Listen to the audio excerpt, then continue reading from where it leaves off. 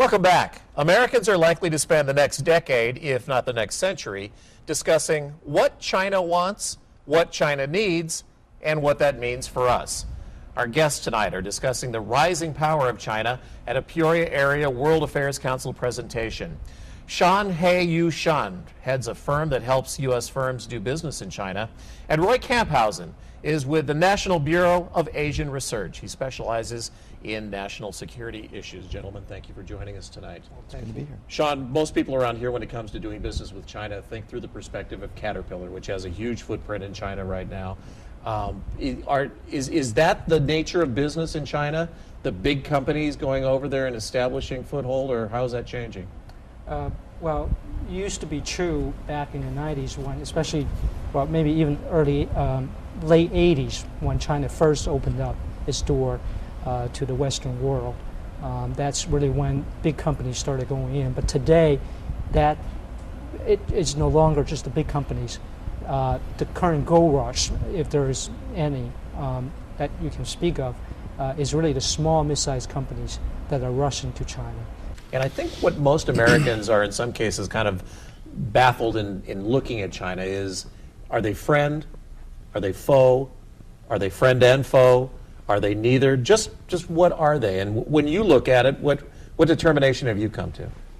Well, it's an important question. It's maybe the most important one in the 21st century. And the answer is not yet known. It's not preordained. And much of the outcome depends on our own interaction with China and how we help shape China enter the community of nations as a productive partner.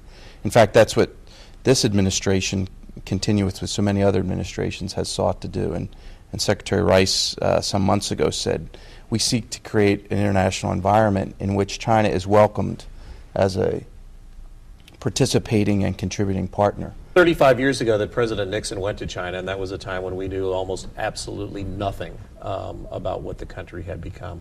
And I know this gets tricky for people in your business, but I'm going to go ahead and ask anyway. 35 years from now, when it comes to the way America does business with China, what do you think it's going to be like? Well, again, I'm going to echo Roy's answer here. It's going to be a very open question. It's going to be very hard to imagine.